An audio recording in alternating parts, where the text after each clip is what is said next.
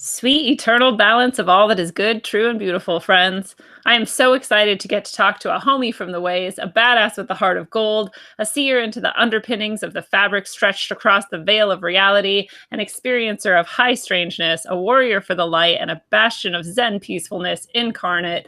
Jeff Marshall, welcome to Rogue Ways. Thank you very much. So Thank you. good to have you here. And first, I wanted to tell people that Rogueways is now part of the Eyes Open Network. This new collective of creators is comprised of myself, Benjamin Balderson of Odin's Alchemy, Claude Furry of Talking Nonsense, Steve Poikonen of Slow News Day, and Brad Tracy of JFK to 9/11. These incredible creators will get together at least once a month to deliver a State of the Union roundtable squawkorama. You can expect wacky antics, topical, philosophical wanderings, and nearly illegal amounts of fun.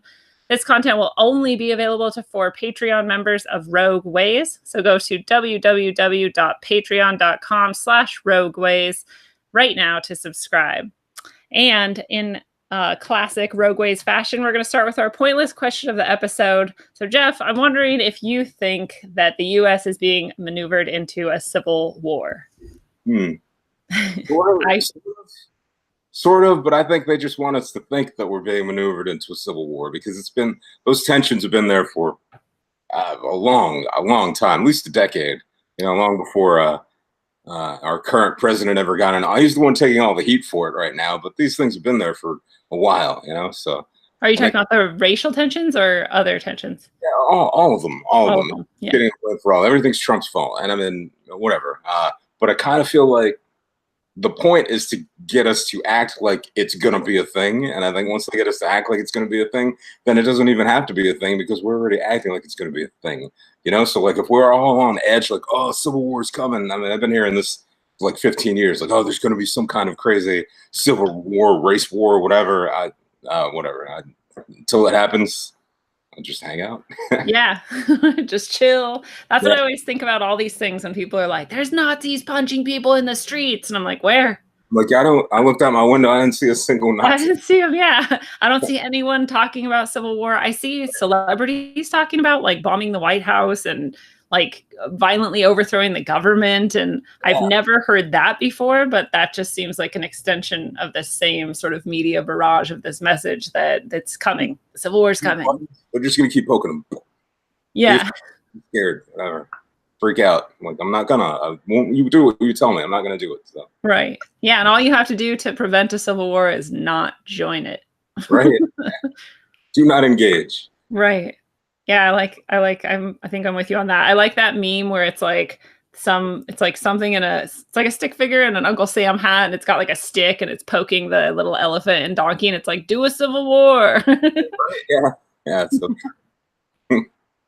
All right. So I want to ask you, I've actually been wanting to interview you for a long time because every time you're on the show, you drop little hints of like the fascinating things that have happened in your life. And I mean, I know you're just a normal guy too, but that's part of what I love about this is that we get to remind people that everybody is just a person, just like a person living out their life, but that we also all have some, cool insights and experiences to share. So I was hoping you'd bring us back to like your earliest life and like what life was like for little Jeff. Little Jeff. All right. So way back when dinosaurs roamed the earth, that's when I was born. Right. So my parents are from a little island nation called Trinidad and Tobago. Oh, yeah. I was born there and then brought over here as an infant. So I'm one of those dirty migrants everybody's worried about. Oh, right? Wow. You are. Yeah. But I've been here my entire life, basically. So do you have any memory of being there? No, the first time I went back, I was already single-digit age, and this is when, I guess my parents thought they were going to separate. My mom just took me, and she left. So we went there. I just thought it was a really long summer vacation. Like, yeah, exactly. I was over there for like 6 or 7 months, and then we came back, and then I'd take trips every probably 2 or 3 years until probably the mid '80s, and then I haven't been back there since then, except for one kind of notorious cruise trip to Tobago, which is one of the smaller islands, part of the island nation. But that's a story for another day. That's a little weird thing that happened to me. But yeah. Do you don't want to go back, or do you don't have family left there? Circumstance, I ended up meeting my wife, getting married, and traveling everywhere but there. and just didn't work my way back to Trinidad. See my cousins. I had little cousins that I ran around and threw rocks with, and they have kids now, and it's just whole generations have gone on, and I kind of know nothing about. So yeah. It's interesting. I don't know if you're like me, but I'm kind of like, once I've gone to a place, I'm like, well, why would I go back when I can go somewhere new that I've never been? Yeah, it definitely has a lot to do with it. So, but one of the cool things I appreciated about that is, as a little kid, like I got to see enough of, because they're at the time they were kind of probably 20 to 30 years behind like the United States in things. So like when my dad would call my grandmom, she didn't have a phone. Only one person kind of in that neighborhood had a phone. So my grandmother had to go to this lady's house to take the call. So I go, and it was like super rural, so it was like seeing an era probably 30 or 40 years before I was ever born. I mean, my grandmother had chickens in her backyard that I used to harass, and then just that kind of thing, and livestock. So I had a bit of the rural life, even though I grew up in the city. So yeah, well, not just rural, but like you got to see kind of how wealthy we are here. Right. Yeah, definitely true. Yeah. So did that give you did that kind of change the way that you interacted with the kids who had just grown up here and not known anything different?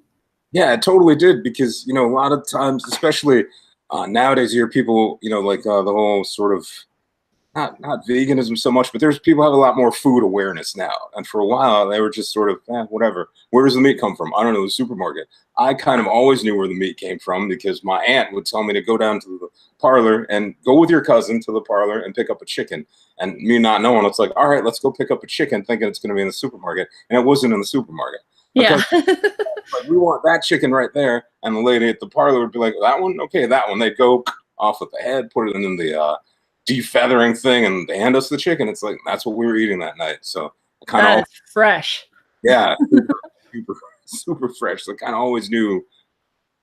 I don't know. I guess I had an awareness of, a deeper level of reality. Right. Because that's one of the ways that we are so disconnected from reality now, is that literally there's kids who don't even know where food comes from. They don't understand that animal could be in their belly sometime, right, or that plant is going to get like crushed up and put in the salad or whatever. Yeah, totally. And I think it's interesting because it's easy to disconnect when you don't understand the pathway of things and the origin. You're like, like somebody's mad and irate about something. And it's almost like there are a lot of meat eaters who feel bad for animals and still eat meat, and it's like, but you understand where this meat came from? Do you understand this animal had to die? Do you know the process that happened? I mean, some people are okay with that, Right. Others just want to be righteous about it and don't really understand the whole process to it. So yeah, it's interesting for me to observe. It is interesting too, because I don't know if this was for you, but like there was a lot of times that I didn't have like a choice. We didn't have a choice of what we were going to eat, because that was the food we had, and that was the only food we had. So there's some level of like, I hate using the word privilege now because it's so overused, but there is some level of privilege in being able to choose what your diet is. And it's cool if you can be more knowledgeable and more aware of how you're affecting the environment and the world around you and how it's affecting you.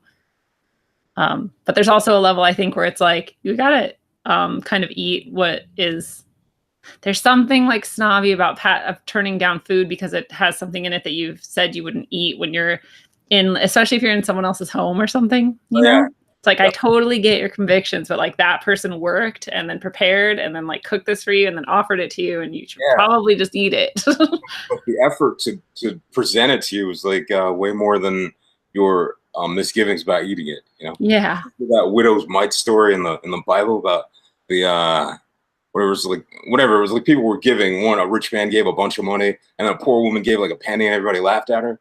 And it's like she gave more than all of you because she didn't have anything to give.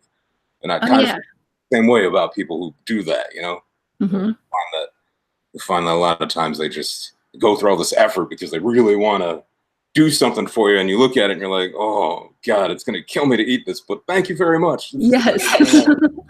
Funny. Yeah. But speaking of those early days and food and stuff, there was a lot of not having choices of what to eat. I ate the government cheese, went through all of that stuff as a little kid and everything. Yeah. It's like crazy. So a lot of stuff. Are you like me then? And there's some part of you that like loves powdered milk and government cheese, like plastic cheese? It's actually tasty. I didn't not like it. It was good. Yeah. I still want it sometimes, and I'm like weirded out by it. I'm like, I know that's really gross, but part of me loves it because it was my like comfort food. Cheese, man. Holy crap. Yeah. All right. So then how did you start going about like learning about the kind of broader world as you're getting older and realizing that it's not just your little town and your little way of life? Yeah, I'm not really sure. I know. I think like I've been plagued my entire life by just weird shit Yeah. that didn't let my brain settle into normalcy, So it's like also anybody who knows me for any period of time will find out I'm a huge like movie buff. So a lot of times I'll just speak in movie lines because that's what happened. That was my experience too. So it's like in the Matrix where Morpheus says it's like a splinter in your mind. That splinter has been in my mind since I was single digits because Yeah. nothing would ever be regular. I mean, I was a little kid who saw things like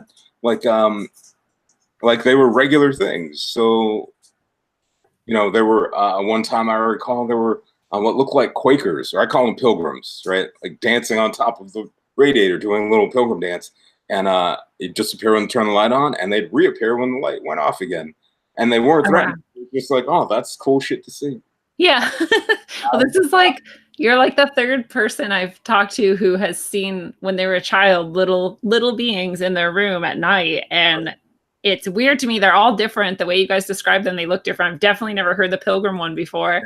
But I'm just like, how many kids see shit and never say it or forget or something, and you remembered and maybe you kept seeing it. Did you keep having experiences like that even later? Experiences like that, but not so much with the little pilgrim guys. Like I'd see an elephant in the bathroom, and it would be just like a regular occurrence for me. I'd go to the bathroom, I'd see the elephant in there, I'd close the door, come back out, and tell my parents I can't go in there because the elephant's in there. He's using that right now. Yeah, it's like the elephant's in there. Other times I remember I'd wake up to what I thought were skeletons around my bed, and that freaked me out. And I'd get up and run out, and my parents would be there, and I'm like, oh, there's skeletons inside of there. And they're like, okay, calm down. There's really no skeletons in there. But that was like a normal part of life for me. So.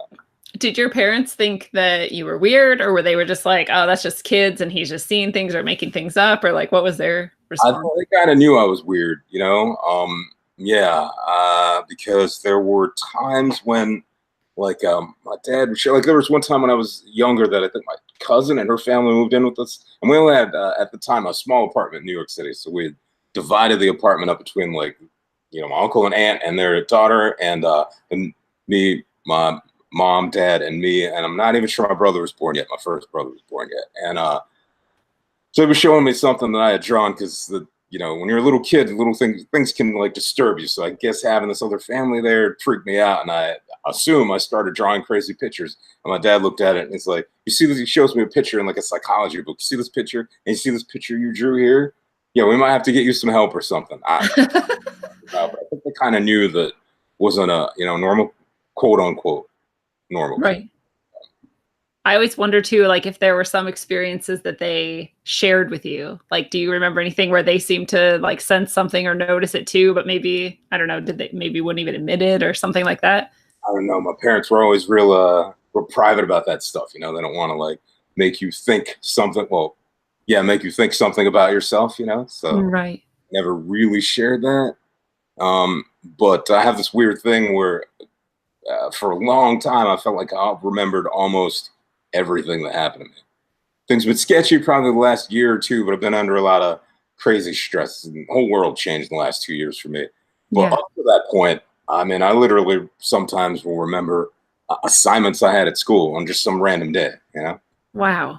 Yeah, it's ridiculous stuff. Well, it's like the opposite of me because I forget things from like this morning or yesterday. And then, we're all like have a dream and forget if was that real or was that a dream? Like my memory and my past are all just a giant clump of weirdness, but that's an amazing amount of recall.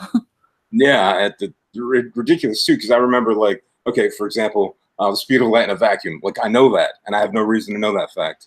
No Yeah. reason. Who cares what the speed of light in a vacuum is? Except if you have to take some like random test someday, they'll be like, he's a genius. He knows everything. Oh, yeah, but I can't remember what I had for lunch yesterday, right? Yeah. So is that gift ever like a curse too, that you remember something too well Yeah, or too much? No, it totally is because trauma, right? Everybody goes through some stuff, and I feel like I've been through enough. But it's one of those things where you kind of you heard of the frog boiling in the pot, Yeah, sort of. yeah. So you don't know what's going on, so you're just there in it. And it's not until I look back on these things and be like, "Holy shit, that's a lot of stuff to happen to a person, anybody, let alone a little kid or whatever, you know, going on Right. in life and all that." So yeah, like I wish I could just forget stuff. If I would Uh-huh. do it, I would totally. That movie that was something about the spotless mind. Oh yeah, Eternal Sunshine of the Spotless Mind. Right, like I totally wish I could do that. Go somewhere and be like, "Hey, forget this, and that." Yeah. Can't Do totally do it. you think though if you took that out that you would still be like a happy person who loves being Jeff? Uh, probably probably be happier because sometimes the recall, like the word remember, if you Mhm. break it down, it's like to put something back together, remember something. Because you can dismember something, take it apart, or you can remember it, which is put it back together again. So I feel like every time I remember stuff, it puts the whole thing back together again, and then you re-experience it. That's a really good point. So it's almost like if it wasn't there, I feel like I might be better off. I don't know. Because it's like when a lot of trauma, from what I understand it's like your brain kind of shatters the experience and scatters it around so that you're not really fully remembering it, but you're remembering little parts of it more often, which is like part of why it's really bad for you. But your your trauma is the opposite, where you remember it so detailed that you're like reliving it from time to Right. time. Yeah. So, Ouch. right. So there's some early problems kind of I guess becoming like an adult and a whole person in our society, which maybe no one wants to do because it's a little bit sick and twisted. But what sorts of like major disillusionments did you kind of hit coming out into the world and society as a young adult? Um, I think probably the first one that hit me, and might be the biggest one that hit me, was that whole sort of the American dream myth. And it's like we all kind of people close to my age, roughly, grew up in that generation. We're like, oh, one day you're gonna go out into the world and you're gonna buy a house and do this and do that and find a great job and every world will be beautiful and perfect. And fuck that, it never was. Yeah, it was a Yeah. lie. It's like by the time I got into the workforce, people were laid off and getting cut out, and it was just like, what? You struggle with it. You struggle with actual reality versus what you believe reality should be, and you keep playing the game and engaging, and it's like, this was bullshit. I tried to find this wherever I went, and it turned out to kind of be crap. So I think that was probably the first biggest one, and then second, I think it was the idea that uh, it sucks to even say it out loud, but nobody really has our best interests at heart. Yes. Society doesn't, the government doesn't, you know, everybody just wants a part of your mind. Yeah. It's like you look around and you think, man, this is horrible. Like whatever, this one stupid ad or this one other thing. It's like, shut up. You're just talking too much. It's Everybody literally wants like you're just a it's like you're just like a little resource that's being like fought over and picked apart as you go right? through life. Yeah, exactly. Everybody's fighting for something from you, be it Mhm. attention, money, whatever. It's just, you know, And I don't know if you feel this way, but like sadly, I feel like because all of us kind of go through the same like traumatizing and conditioning and whatever, and then when we come out, on the other side, it's like a lot of people end up being really protective and defensive, and that causes them to also like kind of want a piece of you in a way, because they're like trying to like fend for themselves, and so they're like, well, maybe I can get this from you and like shore my own shit up, and it's not even intentional. Like I don't think people are like naturally out to get everyone each right. other, but I feel Yeah. like we create that in this society because of all that shit. Like it, I think I think that's part of what society builds is those kind of, it replicates itself. You know what I mean? So if it's a model, it's going to try to imprint that model onto its little machinations, which we end up being, and we will mimic society in our own lives and with each other. It's like, what can you give me? Do this, whatever. Just, Yeah, do a civil war. right. War.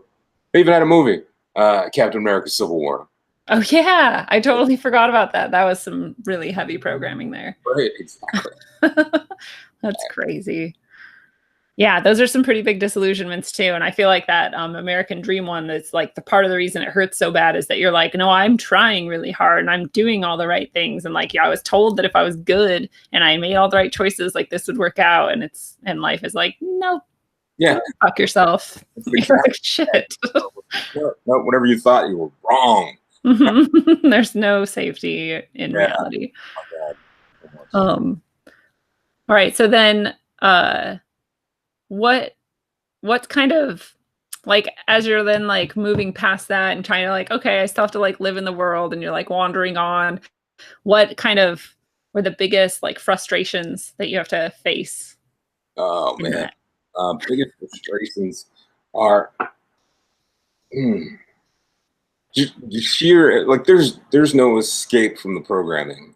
In order to escape the programming, you almost have to completely disengage and unplug from almost everything. And if you want to have a life, it's almost like you can't. It's almost like you can't really completely disengage. There's almost no way to partially engage. Yeah. You have to either stay engaged or live like a hermit out in the woods or something, or with some kind of weirdo hillbilly clan, which I'm okay with at this point. But Yeah. Kind of want that at this point. yeah, exactly. That to me has been kind of one of the biggest hindrances because the programming is so it's ever present. And once you peel those layers off that little onion and you start seeing the programming for what it is, it's like, holy shit, literally can't escape it. You listen to a radio ad will come on and bark at you about something, or a TV ad. Like, I will literally just mute things because I don't want to hear it. If I can mute the video too, I would turn that off as well. But Yeah. it's just a ridiculous amount. It's crazy. I think Yeah. too, once you start to be aware of the fact that like your subconscious mind has no sense of humor and it has no filter. So whatever's getting in is getting in. So you're like singing along to some song that's on the radio, and you don't realize that there. Okay, so there's a band called 3 Days Grace. Love the band, love the song too. They have a song called "I Hate Everything About You." It's a cool song. I'm singing along to it, and I'm like, "Fuck that! Why am I singing that over and over again? I hate everything about you." It's like it's a horrible thing to feed into your brain, but until you become aware that that's even a potentiality, you just go along with it.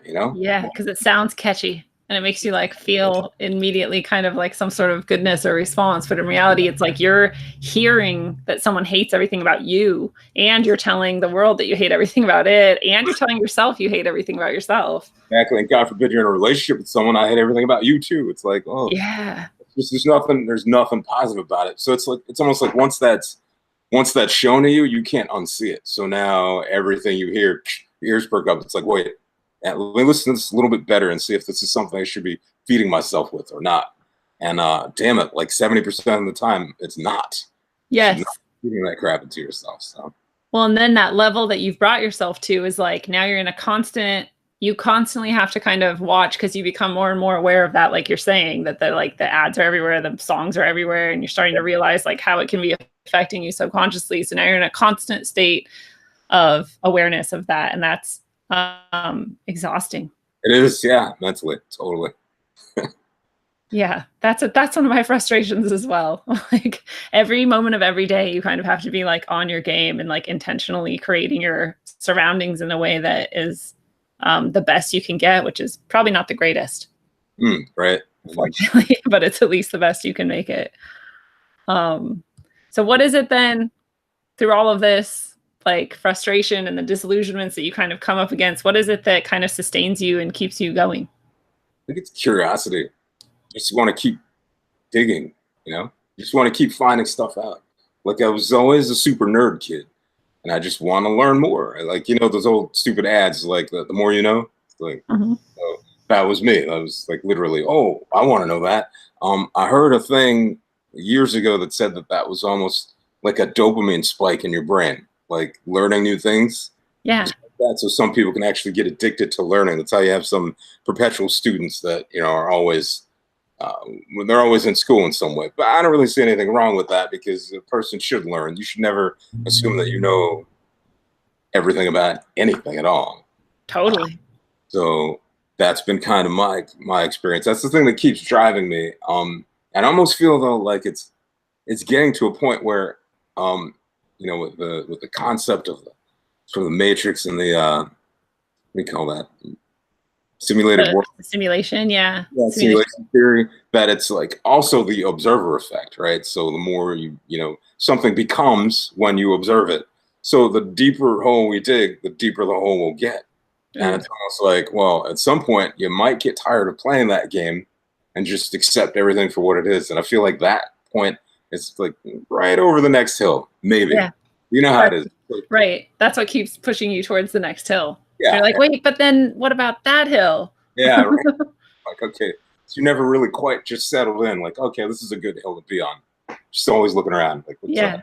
ooh, there's something interesting. Let's go check that out. So, See, I wish, because I think I'm like with you that there's nothing bad about that eternal curiosity. And in fact, I feel like if we knew how to create that, that would be the best thing we could maybe like give people. Because I think part of what bothers me about a lot of society right now is I feel like no one seems very curious about anything. No one's asking any questions. They're like, I've come to the truth and this is it. And I'm sticking to it. yeah, And I'm going to fight anyone who doesn't agree with me. And it's like, you have yeah, no wonder in you. You have nothing that you're like, I yeah. mean, how could you know everything I think, ever? and it was just my own little pet theory. I think that knowledge feeds the ego. So it's easy to get to that point where you're like, oh, well, I know more than you do. So obviously I know better, and obviously what I know is real, and what you know is bullshit. So clearly I'm better than you, and I'm just going to act that way. So you got to Yeah. be a little self-aware to even recognize that effect in yourself, and say that, oh, maybe what you think you don't know, or facts change. Truth is sometimes subjective, so is reality. So there's always Right. multiple sides to a story. And there's like that idea that there's always going to be, it's like everyone you meet knows more about something than you do. Right. Like even if you could be like, oh, I know more than you about that, but it's like they know more than you about something too. And Right. like you're saying, there's also that subjectivity. It's like you might know more about it than them, but they might have a point of view about it that you didn't consider. Like Yeah. this woman asked me to come to her classroom today to help her with something. When I got there, I was like, I've never seen this. I don't even know what it is. But I mean, are they asking you this? And that question was like, oh, I didn't think about it that way. And then that like propelled her to go find the correct answer. So like, even though I had no idea what was going on, just that like slightly different perspective on it was helpful. I think Everybody, is everything. sorry, go ahead. That's all I was just saying. I think that perspective is everything. It gives you a Yeah. lot of times. You even look at something that seems cut and dry, right? Like say, like, oh, did OJ murder his wife? Big controversy. I don't know if he did or didn't. The jury found that he didn't, but maybe he did. Who knows what actually happened between these three people? You know what I mean? So it's easy to say, oh, this little bastard killer got off. Clearly he did it and he's guilty. Maybe he is. Maybe. I don't know. I don't know what happened. I wasn't there, so it's real difficult to say. And like, not to be too bizarrist or solipsist or whatever, but like maybe an interdimensional creature came out and like possessed someone and like something like we really don't know what happened. How do you know the day before, like, Nicole didn't leave a note or something saying, I hate you, you son of a bitch, blah, blah, blah. Who knows what Right. goes through people's heads and what people do? I think that's probably one of the things I've learned about the most is the unpredictability of people. Like, Yeah. no idea what somebody's going to do until they do it. It's easy to make those snap judgments when you're not in the situation. Yeah. And I think part of that too is that subjectivity thing, right? Like I think we tend to like, we'll meet someone and we're like, oh, I understand them. I get them. And it's like, you've known them for months or maybe a year even, but like, even then you've known them for that one little bit of time. And probably most of your interactions with them, you're interpreting from your point of view. So you're like projecting your ideas about their motivations and their whatever onto them. It's like, it's going to take you a while to really, really know somebody. And so, yeah, how can you understand, anything but your own perspective most of the time, most of your life? Totally. And that's what always gets me about, especially media stuff, they'll feed you opinions. They'll tell you what you need to think and what you're supposed to think. And I don't like that. And sometimes it's cut and dry. Or it seems like it should be cut and dry, but I don't know because I wasn't there. So it'd be cool. Like I like both opinion, editorial sort of stuff and just fact-based stuff. Like I wish that it was more clearly defined and categorized so that people who were less kind of observant might at least be able to know, like, oh, right now I'm just getting someone's opinion. Oh, okay, now it's time for just some facts. Like, here's the difference between those two things. And I don't remember at what point in my teaching I came across this, but there was a time where I realized that for a lot of kids, they have a hard time distinguishing between fact and opinion. And I kind of wonder, like, if how many people there are that never really grow out of that inability to distinguish, you know? Yeah, maybe you never hit that developmental marker. Yeah, if you're never challenged on it, why would you bother to think any different? Right. Yeah. So maybe we kind of touched, I don't think we really did. We said our curiosity is what kind of keeps you going, but what would you say it is that you like truly love in life that keeps you thriving or moving forward? Oh man, I think it's just in a way it's like discovery. I don't know what you'd call that, but I to put a real fine point on it, it's like if I could go out and find Bigfoot, I would totally do that shit. Yes. Because just the idea of finding something that everybody's been looking for, so perks my ears up. You know, it's like, oh, what? You did this? So I think it's just the idea of discovering, even if it's discovering a new fact for myself or a new experience. Like, oh wow, like, you know, so like, take a simple example. Like, I know what an apple tastes like. I don't know what an apple tastes like to you. Yes. Wouldn't that be cool to know? That would be so cool. And so it's like even little ridiculous things like that drive me to know what a new experience would be like, or discovery of a new thing that I hadn't learned yet or figured out. So I think it's just the idea of discovering new things and new experiences that really just sort of keeps me tripping through the crap that you inevitably encounter along the way. Along the way, yeah. You have to drudge through that to get to those moments. Yeah. So like, is that more totally personally satisfaction sort of based, or is it like you want to then be able to like share that and be like, yo, look, I found Bigfoot? I would both. Yeah. But I feel like the things that I would really want to do, like find Bigfoot, for example, like, you know, the clearest picture, or not that I would want to go out in the woods and kill Bigfoot, but, you know, hey, here's a body. I actually have it. I think those kinds of things are probably too big and will not necessarily never be solved, but I think somebody already knows the truth and it's being purposefully suppressed. So, Yeah. or, you know, like the world's clearest UFO picture or whatever, or high def video of an alien landing wherever. It doesn't matter. It doesn't matter because it's like too big of an idea. And I think those things stay, or are supposed to, not supposed to, but they stay on the periphery in order to keep us all kind of guessing. Yeah. I always wonder, like, where does the intentional suppression end and the sort of people's almost like their desire to not solve the mystery or not know or not be bothered to think about the universe in a more complex way? Like, where do those meet, you know?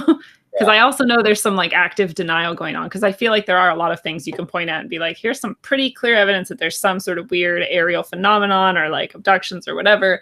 And still people aren't convinced or aren't even looking at it. So there's some interplay there, you know?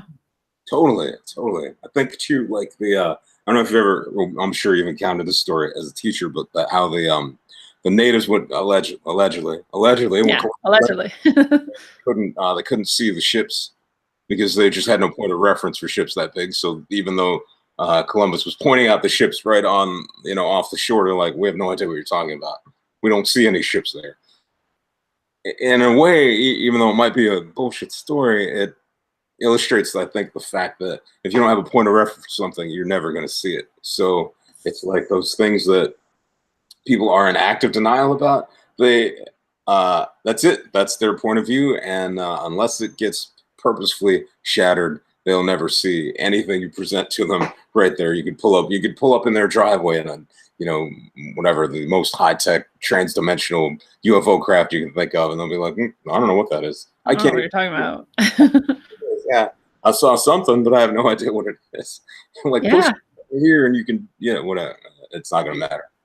That's a really good point, and I get this sort of I talked to someone else about the same thing earlier today, where you like, what's the point of really presenting something to someone if they're not already actively looking to find that which you're presenting? They're probably not going to take it in anyway. They're going to find a way to deny it, or they're going to ignore you, or they're not going to not have time, or whatever it is. Right.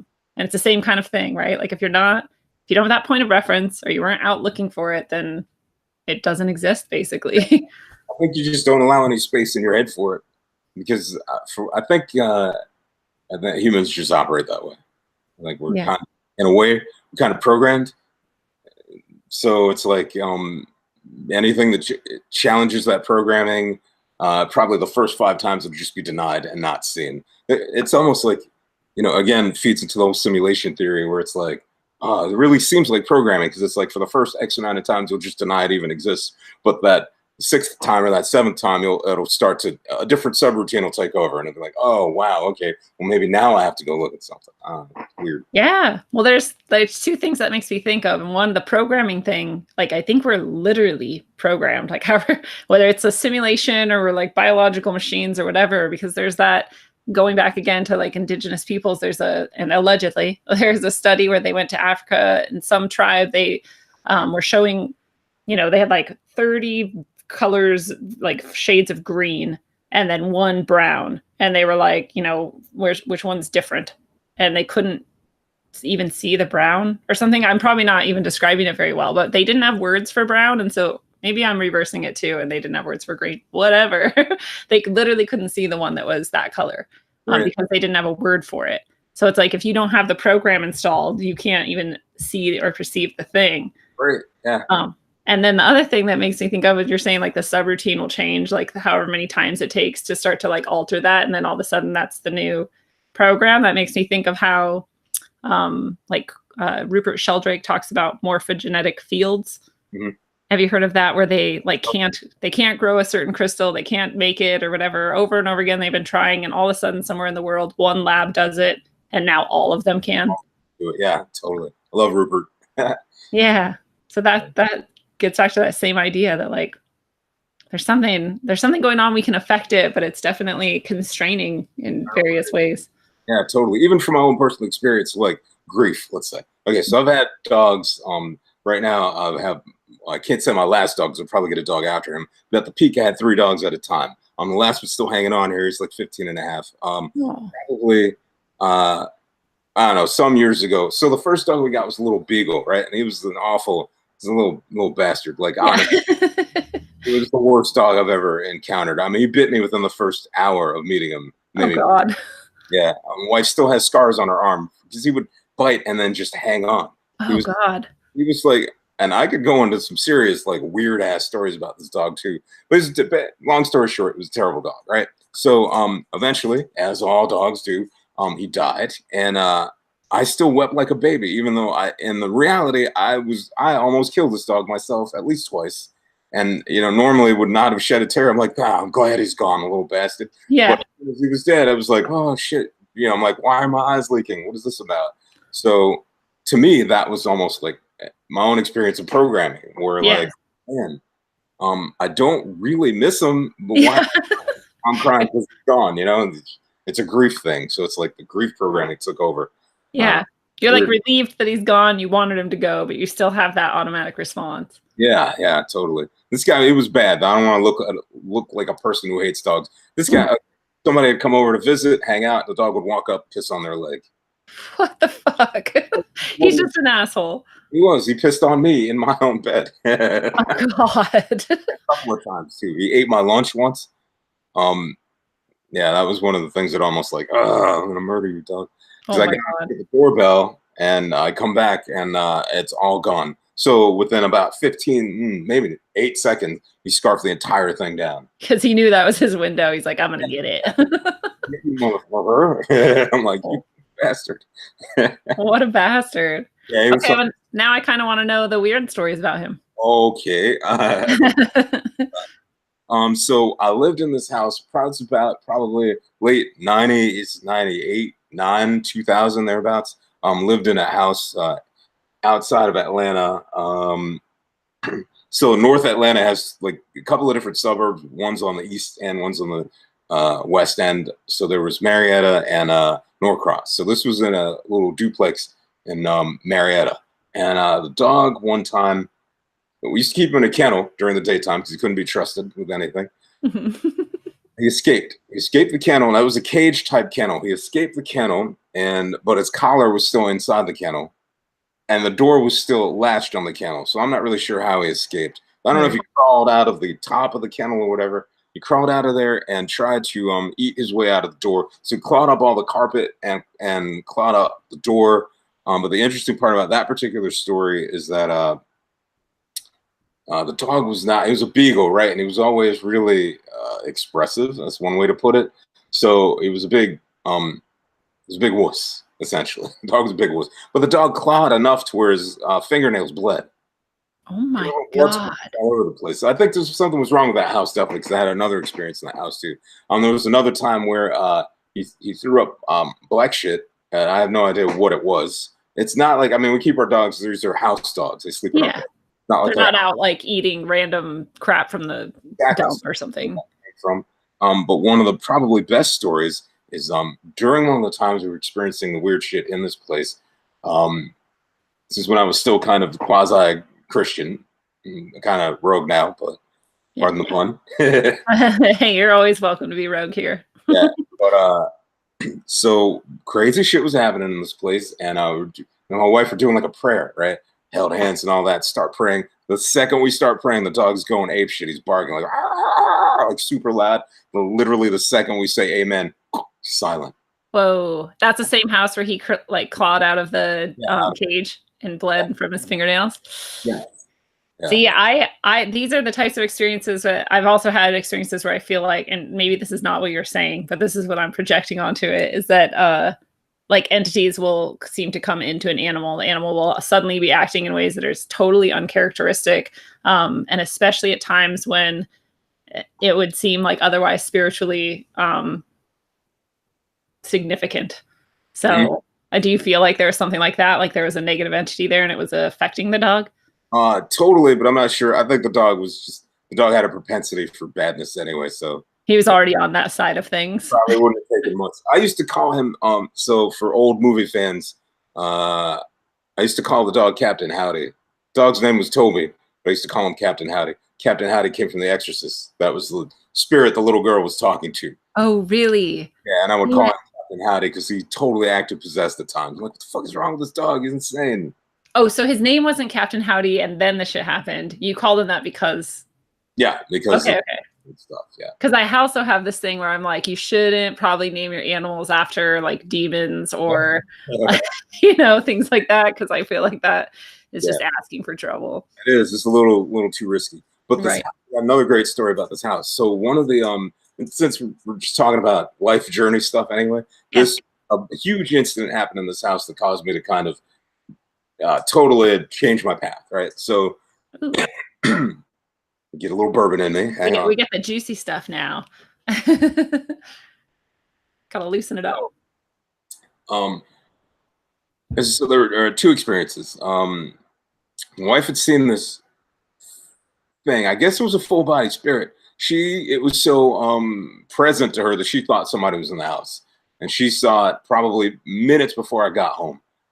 So when I walked in the door, I opened the door. She's there with a literal piece of pipe in her hand. Like, I thought somebody was in the house, but she saw this motherfucker walk through the wall. Whoa. Look at her and then walk through the wall. I'm like, holy shit, that's weird, He was like, look what I can do. And then walked through the wall. Watch this shit. Like I was saying, weird shit is always happening to me. So I wasn't necessarily dismissive, but it didn't alarm me too much, So we had stuff kept happening, and so we'd both be asleep. I usually take longer to fall asleep, and she would like literally leap out of bed and talk about, you see there was a giant spider just hanging down. Like, you didn't see that shit? She would ask me, and I'm like, I'm still awake, and no, I didn't see anything. But it would freak me the fuck out, of course, because you're right next to somebody, and she's like, did you see that giant spider? I'm like, no, I didn't see a giant spider. But now I won't be sleeping for at least another couple hours. Now I'm scared. Right. So another time she saw like a head, a floating head. She said it looked like a shaman, a bunch of feathers and all this other stuff. So I don't know what the hell was going on, except for the day that I saw the spider. So I'm kind of laying in bed, and I'd jump up. I'm like, what the fuck is that? And I'm like yelling out Jesus' name and all this. And it looked to me like a kid drew a spider. If you can imagine that. This is a big glob of black, and the arms out, and one of the front arms had a pincher, and just kind of pull the pincher like that. And I'm like, like totally freak out. But the point is that for the amount of weird shit that I've seen, my level of freak out was exponential. I should Yeah. not have freaked out the way I freaked out by seeing that, because I've seen weirder shit than that, and it didn't freak me out as much. But here's the oddest part about that story is, of course, I yelled. She woke up. She didn't see the spider. What she saw was a hooded figure come out of the darkness, look like it grabbed something, and then retreat back to the darkness. Whoa. Yeah. So So that's like a whole level of like you guys maybe both saw the same entity, but it appeared to you in different ways entirely because possible. Yeah. whatever, like that was what was scarier to you, maybe, or who knows? I don't know. It literally scared the crap out of me because I didn't, like a grown man, I slept the lights on for at least 2 weeks. Like I was Yeah. just scared to get up. I'm in just the level of fear was ridiculous. I had not felt anything like that up to that point. Well, so do you think that I mean, I would think that part of your fear response then is that, you know, you hear this with different stories, like you even hear it with Bigfoot too, but Bigfoot or alien encounters or entity encounters that they're almost like it's like they're able to create and then like project onto you this experience of terror or sometimes calm, which is even more terrifying, like with the black-eyed children stories people have that they'll like see the black-eyed children become like very like almost like hypnotic or something. So do you think there was Yeah. something like that going on where it was like that's why it affected you more? Now I do. Now I do. At the time, I had no idea what happened. So it's a full swan dive into weirdness to be like trying to figure out what this was, what just happened, literally. Yeah. Um, but crazy is that later on I find out that the spider thing is sometimes related to alien abductions, which feeds back in a bunch of other crazy shit that's happened to me. So it's like, oh, now I get it. So Think I've never heard that with alien abductions. I would think of the spiders. I would think of like archons and even like black goo has some spider connections to it. But what's the connection with alien abduction? just so they can use that as a mask sometimes, and people will see spiders and it would really turn out to be an alien encounter. Sort of Um, like a screen memory idea. yeah, yeah. Okay. Plus, the hooded figure thing is another one. And since she saw the hooded figure, I didn't see it at that time anyway. Was another thing that kind of fed into it. I also would have weird ass dreams in this house, but weird like sci-fi dreams.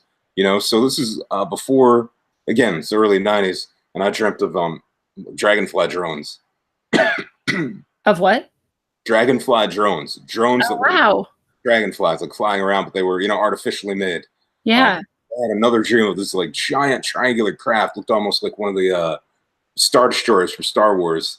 Just got like in the dream, I'm in the backyard looking out, and it lifts up and just whoosh, takes off over my head.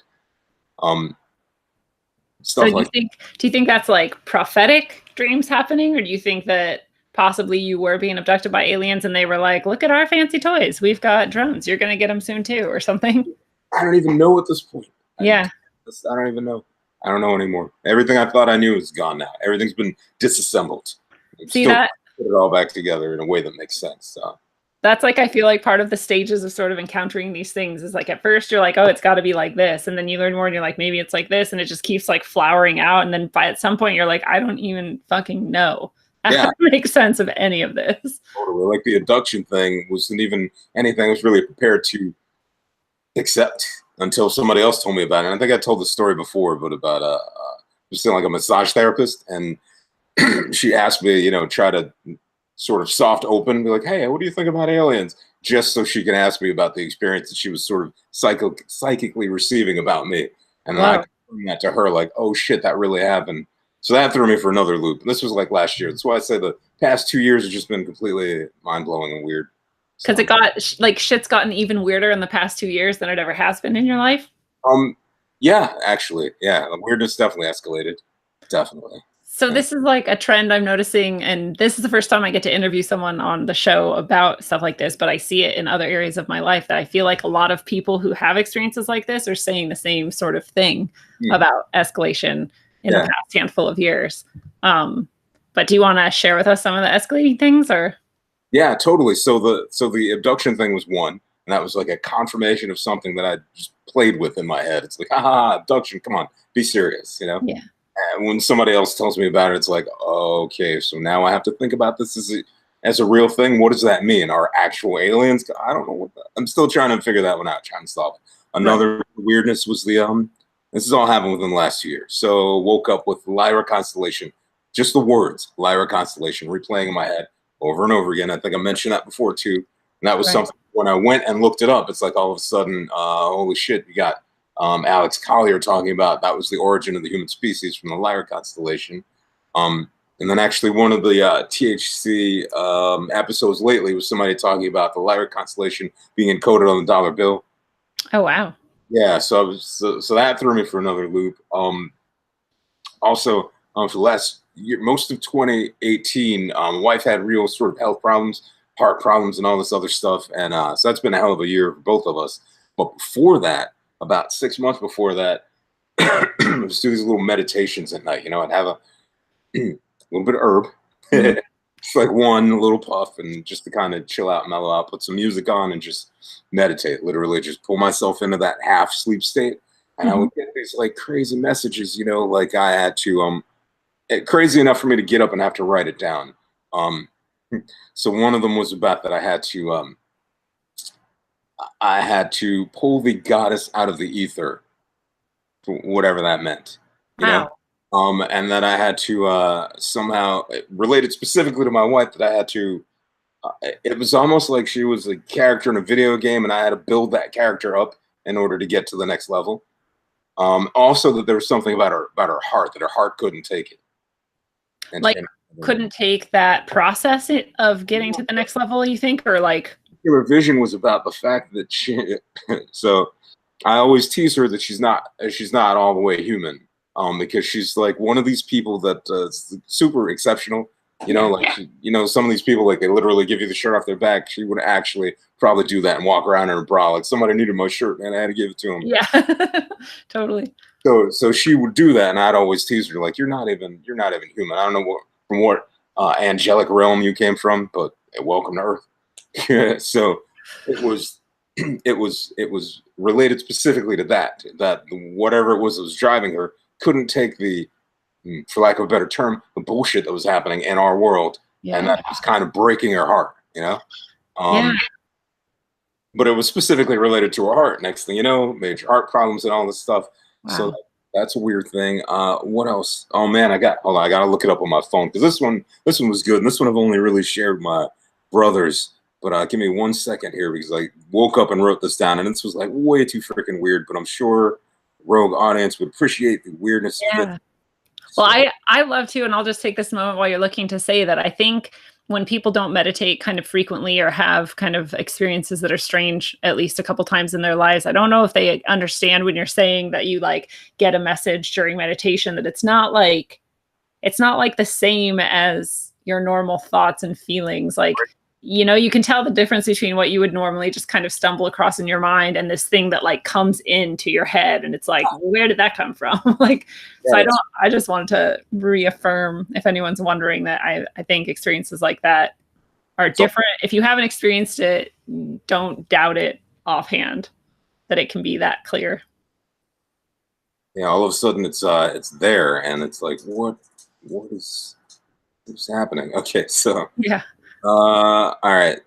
So there's one I know I shared on the website about the destructuring of time. I think that was specifically related to me. So this was back in July 2017, and I had it's almost like a vision of a giant mm, like a pocket watch, but it was made of stone, right? And it was laying on its side, and all of a sudden, about a billion cracks appeared in it. And the answer was that it was the destructuring of time, specifically on July 3rd, 2018. July 3rd came and went. Nothing really happened, but for me personally, it was like it was a rough time. Anyways, that's not the weird one I'm talking about. The weird one I'm talking about happened, I think that night or the next night. Anyway, what I actually wrote down is this. So the link has to be broken between the 2 points in your timeline, otherwise a loop is created that anchors you to the pain. This is the path to healing, also the source of their dark magic. Whoa. This is like so random, but do you remember whatever episode it was where we were talking about? Um, oh shoot, I have the worst memory. I'm never gonna remember. But my question for that whole episode was like, what happens if at the like point where it was almost like at the point where like time. Oh, it was about the yugas. Like, is there a point where the yuga's about to start over, and right at that point, you could somehow like instead of moving on or going like backwards or whatever, you could just like break out of the whole thing and like shatter. Because there was a THC episode where someone was talking about like, as we're going into a dark age, there's other etheric beings that are going into their kind of golden age, and they're like trying to send us the right information or the right timing. And this is what like synchronicities are. And that keeps us kind of going through the dark age. But then once we start on the other side going towards the golden age, they're going to start going into the dark age and we have to start feeding them. And I'm like, well, this sounds like a bunch of fucking repetitive, pointless bullshit. Like, why don't we bust out of this and see what else is out there? And I wonder if that has any like connection to what you're talking about. It might, but it's so amorphous that it could almost mean anything. I've been trying to figure it out myself, but I liked the last line where it's like the source of their dark magic. I'm like, who's dark magic? What are we talking about? Yeah. Like travel or what? But for me, the interpretation was that when you go through trauma, it somehow causes anchor points in time. Those anchor points keep you looped back into experiencing it, and that obviously there has to be a way to break those anchors and get free of being anchored to that point in time that this traumatic thing happened. Right. Because you kind of have to like go through life and try to almost go back and like heal that to become a more whole person. Yeah. Anyway, so I could see how that could connect in too. Oh, that's cool. I just watched oh my God, Dark City finally. Yeah, right. Yeah. So when you're talking about like clock breaking and like time restructuring and like beings from Lyra and all this stuff, I'm just keep like seeing images from that movie where there's like what are they called? The bad guys? Oh man, I can't remember, but the dudes. I just watched it 2 days ago and I can't remember. But they're like the Men in Black, like alien fucking like parasite beings, and I'm just like picturing them coming in at night and like fucking with us and kind of restructuring things to make it like tick better or whatever. Yeah, I knocked out that at this point. Yeah. Anything's on the table for me. Crazy. Somebody could tell me that gazelles were actually the creators of the world.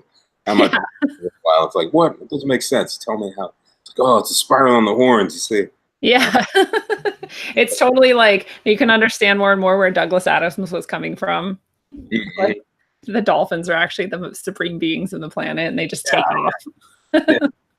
Thanks for all the fish, dude. Yeah. So could there ever be anything that kind of transforms you into someone who just doesn't pursue truth or any of this stuff anymore and you just like, play video games and sit on the couch? Not that there's anything wrong with that, and not that you can't do both. Red Dead Redemption 2, for the record. Anyways. Nice. Yeah, totally. I almost feel like that every time. I'm like, okay, I'm good here. Yeah, and until I'm not anymore. And then it's like, what the hell was that about? And then I go find out about that. But I feel like in my guts, I'm getting to the point where I'm like, look, man, you'll never solve it. So disengage and just live and accept and experience and be joyful and whatever, hang out and just have fun, because have fun and transform yourself. Right. Well, that keeps me, but I come back to too, is like, all you really can do is transform yourself. And all you really can do is like, try to make the best of each moment as you go. 'Cause that's all that you have. Yeah. I love it. What is it that you think that other people could find in your story or in your experiences to sort of motivate them to see the importance of self-work or kind of moving down the path and progressing in life? My story? Well, don't ignore the weird things. That's probably everybody. It seems, I can't say everybody because I haven't talked to everybody, but it seems like most of the people I've talked to have had weird shit happen to them. And most of them ignore it and they just dismiss it. They're like, oh, it's whatever it was. And it's like, don't dismiss it, because the weird shit is the real shit. We live in an artificially constructed society, in an artificially constructed world. That's where the real experiences are. That ghost knocking on your door that you like, whatever, it was just birds or something. It probably wasn't birds. That's probably what you need to pursue to really sort of dive in and understand, the truer nature of reality rather than our artificially constructed one. I like that. Truer. Yeah. Nice word choice. That's cool. So what do you think is the downfall for people who are kind of traveling down the weird path and looking at all those things that don't kind of fit the traditional understanding of the way things are? I think there's probably a couple. One of them is definitely like loneliness, I guess, in a way. Because you're a little bit ostracized, you end up being the weirdo. You know, if you're too vocal about it, it's like, oh, that's that weirdo that believes in Loch Ness monster or whatever. It's like, oh yeah, okay, but there's other stuff to it, you know, not just that. So there's a little bit of that. I think there's probably a little ego could also be the downfall because again, you know, you think your experiences are somehow magnified above somebody else. It's like, oh, you've never seen a whatever class 4 free roaming vapor. Yeah, reference there, but you know, uh, those two are probably the biggest ones. Yeah. And, you know, I think too. Ultimately, it becomes ultimately, and this I think feeds into the loneliness too. The loneliness aspect of it is you come to a point where you almost can no longer engage with regular society because almost literally don't care about anything else that society is caring about. It's like, I don't care what the score in the football game was. I don't care what this is. I don't care who died on that soap opera. None of that shit is relevant to me right now. You know, it's like, have you heard about this thing or that thing? But I mean, you could say that about anything. Some people get so engaged in politics that they don't care about anything else, or so engaged in whatever, you know, history or dogs, babies, who knows? It's true. It is true. I have both of those downfalls too. Like sometimes I feel really lonely. Sometimes I fall in that trap where I'm like, oh, fucking normies. And I kind of have ego about like, I see shit and all you're just blind or whatever. And then I'm like, oh, stop it. Like that's so ugly and unnecessary. Yeah. But I think it's hard. Like when you're trying to talk to somebody and they're like, did you see that commercial? And you're like, no. And they're like, did you see that show last night? And you're like, no.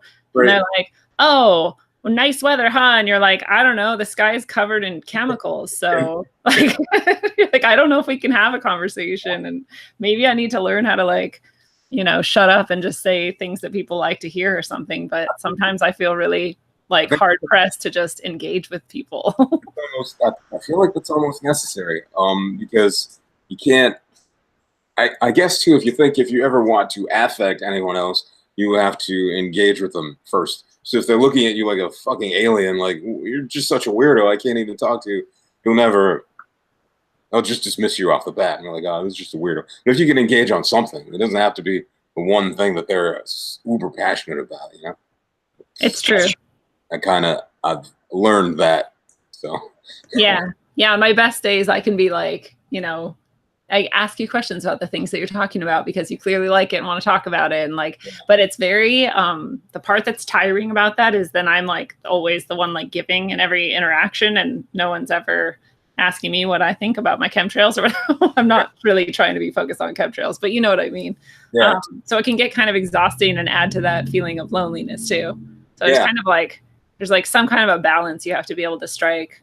There has to be somewhere. I don't know where it is though. But that exhausting, and that's true too, because a lot of times you'll try to bring up something that's so just clear and self-evident, and the person's just shut down.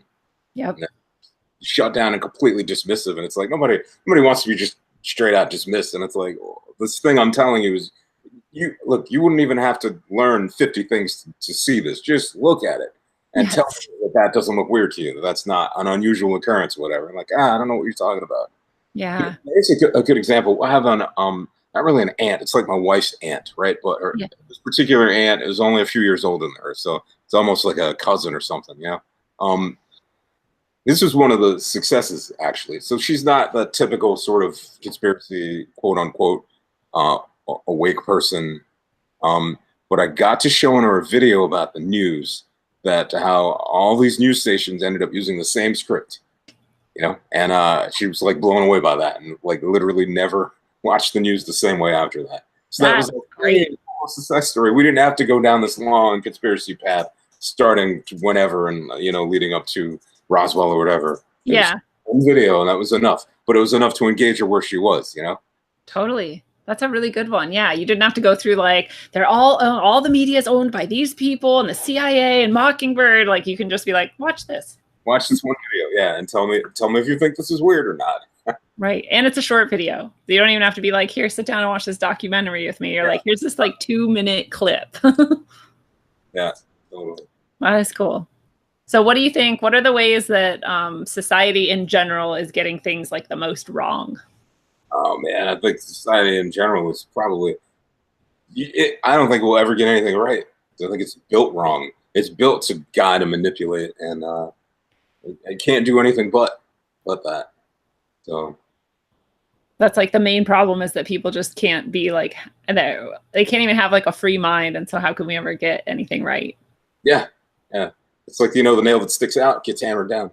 So as soon as anybody presents an alternative opinion or idea, it's like, oh, shut up. That's not what we think. That's not how we think. That's not how we play. That's not what we do. Exactly. That's what I'm doing. What you're thinking, it's just, I don't know. I feel like that's probably one of the whole. I mean, I guess society has its perks, somewhere. Yeah. We're all comfortable. Like, there's heat in my house right now, and it's 48 degrees outside. That's cool. I feel like that's probably a perk of society. I can talk to you from across the country. That's cool. Today, a couple of times. That's pretty handy thing to have. On the other hand, society is a thing that just, I feel like cattle. Every time I engage with society, it's like, oh, go down this path and only this path, and just, I don't know, it just rubs me the wrong way. So I feel like almost there's no mental good that can come from it. It takes care of us physically, but not psychologically or spiritually.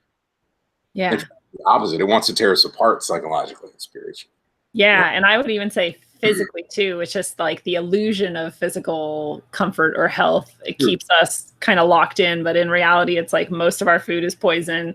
The air is pretty well poisoned. The water is definitely poisoned. You know, it's like it's like we're kept like just healthy enough to make it our 40 to 80 years or whatever. And then in the system and to keep working. Right? Yeah. Yeah. Just enough to do that. Just miserable enough to keep going. So then what do you think are some of the like trends, especially like right now in society, that are leading to the most suffering? Kind of feel like, and I was just getting ready to post this too. I feel like the prison gates have been shut already, and that the world that's coming is something that a lot of us specifically, won't want to be a part of. And I'm not sure how we're gonna deal with that. We might have to magic our way out of it, and not necessarily literally magic, although that might be part of what might be needed. We're gonna have to outwit these truckers somehow, because I feel like I see it. I feel like I see the script already written, and I see these things already coming. There's like a shitstorm coming at us, and it's gonna suck for us. Some people will love it. They're gonna love the world that's coming, and but it's not for us. So I don't know what to do about that. They're gonna love it because it's like so prescribed that they never have to question anything again. Right? Yeah, and they've been, a lot of people like I think a lot of us are we're just built different. And a lot of things we won't accept, and a lot of ideas we'll just reject outright. And that may be part of the matrix as well. There may be a fringe element that simply will not accept programming A. So they have to subscribe to programming C, and that's just part of how it is. But a lot of people will subscribe to programming A. They think this thing is a great idea. It's like, of course I want AI and everything. Alexa's awesome. I want to be able to contact whoever I want to at a whim. We should have an office of pre-crime, right? Before they get to somebody before they think of something bad to do. What's horrible about that? It's like, nothing until they decide what's a crime and what's not, Right. Like, have you not watched all the dystopian movies? Yeah, totally. Have you not looked at how society already uses the tools that it has? Totally. We got self-driving cars coming. We got basically the first 10 minutes of Wall-E on the way. Yes.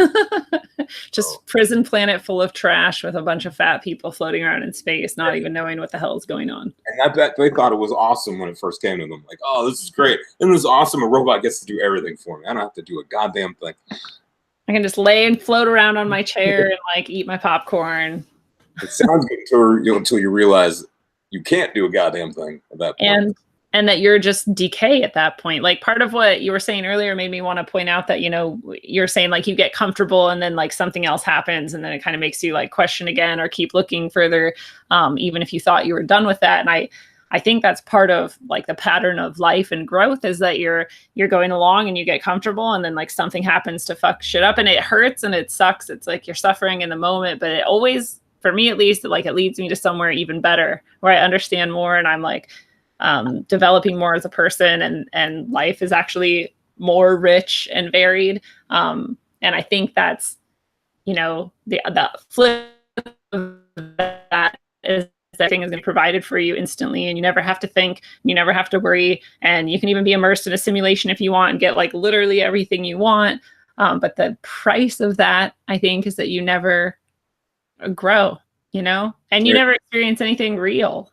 Like, I'd rather have reality and suffering than this like illusion and never think or suffer a bit. Hmm. Yeah. I hate saying it because I hate suffering, but There's some. there's But something I out of get it. it because the cost is too high. It's not just the relief of suffering because it comes with a price that's too high to pay, which is ultimately your complete um in encapsulation in something we can't even begin to understand yet. I feel like so this guy Richard Allen Miller, you ever hear of him? Mm-mm. No, okay. I don't even know how to describe him. So he's kind of like he's ex-military. He's got a couple of books out. One of them called Power Tools, but he used a bunch of mental stuff to train like the first Navy SEALs. Oh, cool. So anyway, I heard an interview with him, God, probably 2 years ago, where he was going on about this being the last generation. And you hear that stuff from the Bible people all the time, like this is the last generation. You think you know what it means, right? It's like, oh, mankind will get burned up or evaporate. It's like I don't think so anymore. I think this is the last generation because this is the last generation of the way things, how the way things are right now. I think the generation that comes after us will not be us. It'll be so completely different and altered that we might not even recognize that. Like, it will not be human anymore. It's entirely possible. Entirely See, and I possible. think there's something like beautiful and crucial in humanity, and that's why we exist, is to try to like find that and manifest that instead of this other thing. Great. Yeah. Yeah, look, this other thing already has its claws and Deep. yeah. Yeah, it's like deeper than people know. I think most people don't even understand like how far AI has gone Right. and where it's already at. Yeah, yeah. I think because we're still in the sci-fi movies from 20 years ago. We're looking at Terminator and it's like looking at all this other stuff going on. Wow, that'll be interesting, but it'll never happen. I'm like, it's too late. It didn't. The AI came on board and realized it didn't need to wipe us out with a nuclear weapon. It just needed to give us all smartphones. A smartphone, that's all we need. We're Right. happy. So do you think, because when you say like this thing is, coming to like encapsulate or whatever, like literally makes me think that I don't know if you venture here or not, but like that the soul is what they're trying to encapsulate, and that maybe that plays into it, and that's what's like literally in the balance.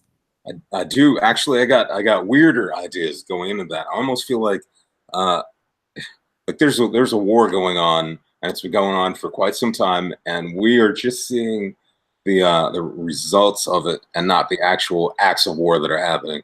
And I had a dream, I guess, relevant to it, a weird ass dream. This is a few years back, but I dreamt that we were we people we were walking around and we were seeing things that looked like fires, a building on fire, a forest fire. What was actually happening is almost like in some other dimension, there were these two sort of alien factors that were at war with each other. And for whatever reason, the illusion was starting to fall apart. And a lot of people in the crowd were like, "Oh my God, do you see that?" Because there were they're like these manta ray ships and these like, F-22s. They were fighting each other and blowing stuff up. And we'd see the explosions as if they were just like a forest fire or something. But it was really this war that was going on in another realm.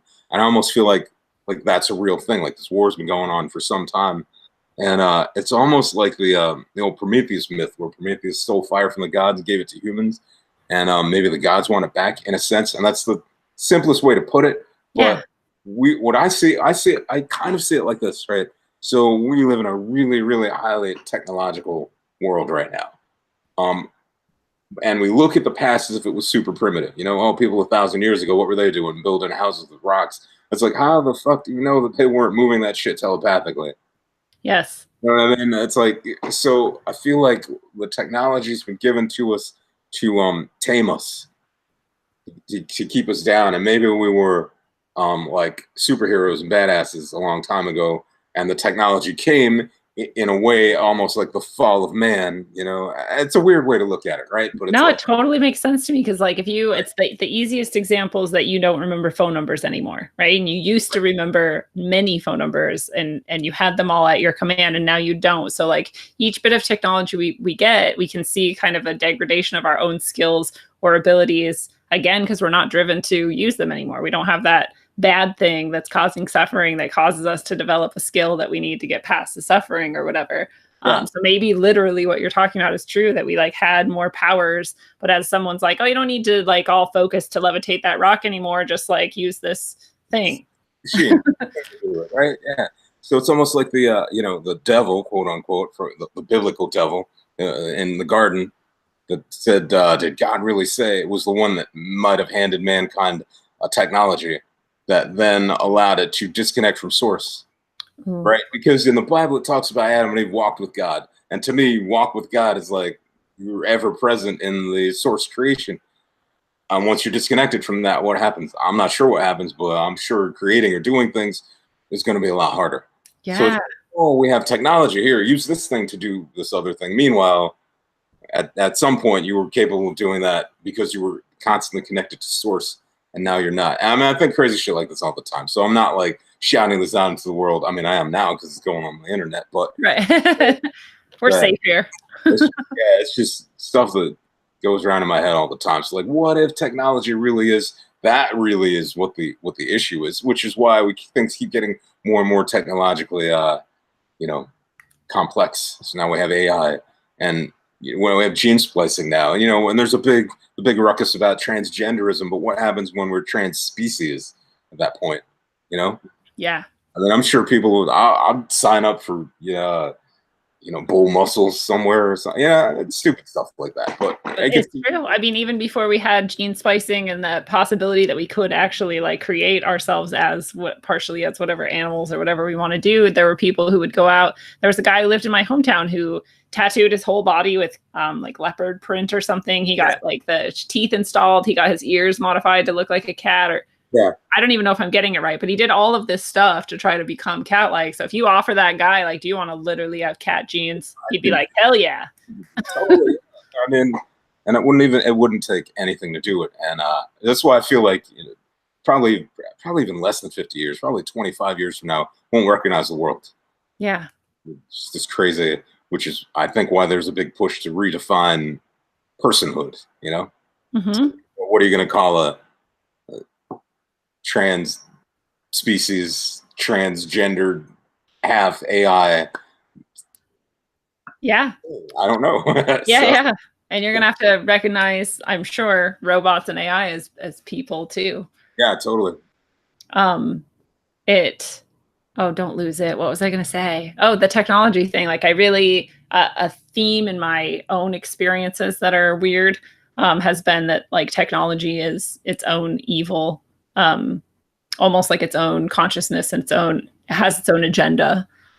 Not technology as the like literal sense of the word, where like this pen is technology, but like electronic circuitry technology is sort of an evil intelligence of its own that has its own agenda. So it kind of like ties in with the stuff that you're talking about. Maybe that's like the original fall of man or something. Totally. In fact, let's take this train to another stop in Crazy Town, right? So I'm Yay, thinking, I love Crazy Town. yeah, right, my favorite place to vacation. Yeah.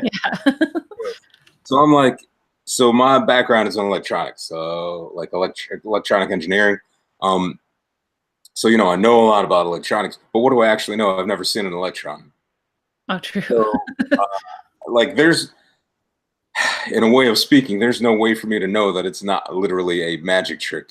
You know what I mean? How do I know that the pattern of a circuit isn't a sigil? Yes. Uh, I don't. Now we have an electrical grid all over the planet. So we have things like, people's paranormal experiences were way different before we had an electrical grid all over the place. Now we have different types of experiences. I feel like maybe this electrical grid has something to do with that.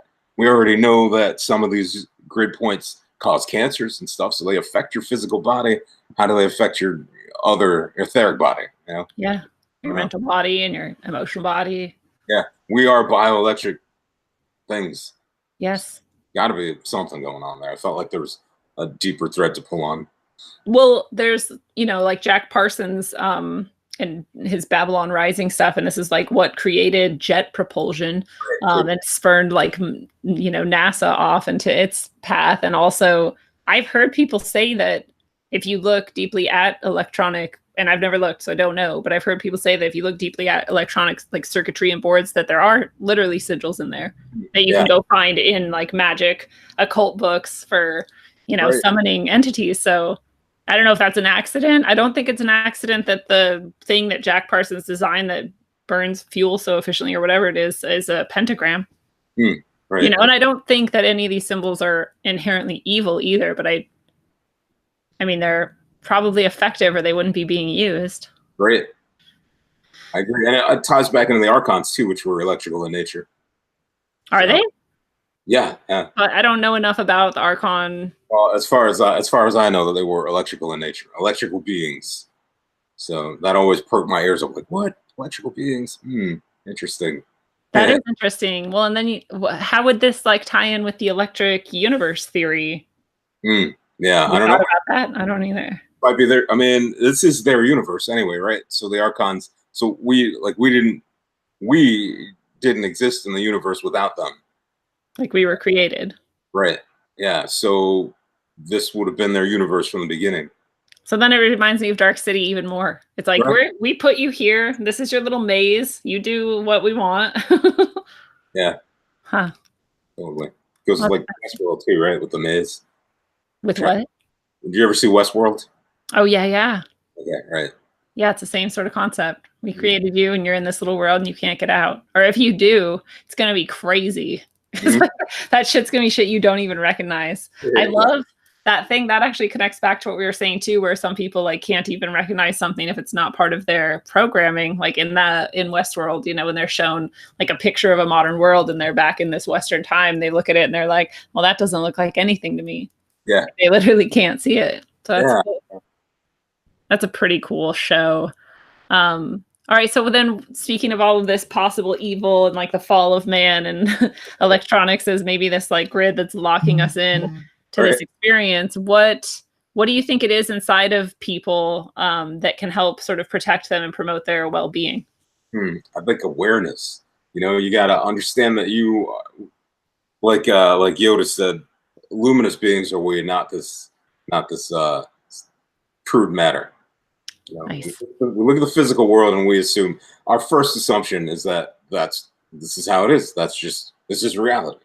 I mean, maybe not our first assumption. That's probably the first thing that we're taught, because our imaginations are things that are squashed first. True. Little kids, that's the first thing, one of the first things they try to teach us, other than like a walk and don't shit on the floor. Stop imagining things, too much make believe, learn this math or whatever. So we get to accept the physical world as the only world, but it definitely isn't the only world. Yeah. I mean, everything, all matter is just energy vibrating at different frequencies, which means that all matter is just energy. So there's no matter even. What I mean? What we think is real and we put our fingers on and touch, in a sense, doesn't even really exist. It's just energy vibrating at a pattern we haven't learned to recognize yet, other than by touching it. So even that as a scientific principle was enough to get somebody to like start questioning, like, wait a minute, what? Yeah. Just pause for a second and realize that everything isn't what it seems to be, appears on the surface. It's literally, even by scientific standards, it's like 99.999% empty space. Yep. Like it's nothing. Yeah. Yeah. So where are you and what are you if everything around you is just vibrations and nothingness? Yeah. Where do you even exist? Like where are you really? Where are you? Are you just piloting some bioenergetic suit somewhere? Yeah. Maybe. Yeah, I know, but I feel like if you ever do get to have an experience like an out-of-body experience, or some people have near-death experiences or things like that, it's like you are forced to account for like, well, you weren't your body then, but you were still you. So what are you? Right. By our nature, we say, I have a hand. It's my hand. You don't say I am hand. True. Yeah. So it's like there's already a sense that we're almost piloting a vehicle and we're we're not this thing, you know, even though, Yeah. but society keeps telling us we are. They keep telling us we're too fat or too skinny or too rich or too poor or whatever. Well, never too rich, but too poor. You know, we're not good enough, and society will focus on purely physical Yeah. existence, and that's just a fraction of what we are. And it ties you into that sort of slave mentality too. Yeah, right. You're like, I'm this and I have to deal with all of that. I stabbed myself in the hand this morning accidentally. And it's like a really, really small version of the same sort of experience though. Cause like I stabbed myself and my instant reaction was like, my hand is bleeding. I have to stop the hand. I don't know. It was just like reminding me of like, this is just another object that I hopefully will take better care of so that I can keep using it. But it's definitely not me. And There's a lot of blood though. no, cut my hand once. Took 12 stitches to close it up, but it sliced partway through a tendon. And I was like 10, and I went to church with a friend of mine. So I ruined my church clothes, and I was all freaked out because I was holding like pools of blood in there, and it's crazy. We were playing tag. Never play tag at church as kids. No, that's how you get 10 stitches in your hand. Yeah, exactly. Well, it is funny because I stabbed myself and I was like, I'm going to need stitches. Hopefully I didn't cut a tendon and all of these things. And it's actually this like super tiny puncture. I was like very lucky and it's like nothing, but like, it's like head wounds and hand wounds will just like gush blood. Yeah, right. That's crazy. It makes you like think something way worse than what's actually happening is happening. Yeah. But it's all good. So what do you have any practices that you would recommend for people who want to look more deeply at reality and themselves? There's one like super simple one, and it's just to pause and take a breath. I realize that there is never a situation where nothing is happening. You know what I mean? If you just look around and observe, just take a moment, and whatever moment you can, and probably not while you're driving somewhere. Yeah. You know, meeting or something, like put the phone down for a split second and just take a breath and just observe around you and just see what's happening. And that's like for me at least, that was like the first part. It's like, you know, you get bored, you want to be mentally stimulated because we're prone to be mentally stimulated. But once you take that out, you start to realize that there's actually things happening all over the place, and you're just not tuned into it. You know, you don't see it. Even if you're sitting on a bus or whatever, waiting at a park bench, you're like, oh, there's a bird, there's a cricket, there's a blade of grass, there's a sunbeam, there's all this stuff happening that you're not observing. You know. So yeah. And it's all emotion too. Yeah, I think it's a gateway practice. Gateway practice. Yeah, once somebody starts doing that, they'll go deeper on their own. They'll find their own way in. I like that too, because you have this, especially in our society, this propensity to just like keep filling your time with stuff. And like now do this and now do that, and you just keep going. But just that, you just stop and breathe and observe for a moment, like you're saying. I like what that can lead to. Mm-hmm. The patterns it can disrupt as well as the experiences it can open up. Yeah. So who do you think, like, who are you today because of all of these experiences you've had? Oh man, I'm maladjusted. Well, that's like that quote, right? That like, it's, I don't know. There's something about like, it's insane to be well-adjusted in a sick society. Right. Yeah, that's true. So maybe it's actually a good thing. Maybe you're perfectly adjusted. Some solace in that. But no, really, I feel like it made me a person that's actually I feel like I handle stress a little better. You know, for practical uses, unless I'm behind the wheel, because then I got bad road rage. Me too. But I feel like it's because there's all these things happening and all these it's like a simulation for life where all I want to do is get to that corner and there's 50 things in the way between me and that corner, and they're all doing random things and they're all on their phone. Nobody's paying attention, and I'm like, kill me now. Yeah. I think for practical use, probably maybe a little except for that situation, able to deal with stress a little easier and able to like I silver line a lot of shit. There's just been a lot of bullshit in my life. We barely touched on any of it. True. But, like nobody would believe it. Nobody would believe this shit was real. If I ever wrote my life story, it'd have to be fiction because it sounds like I completely made it up. You know.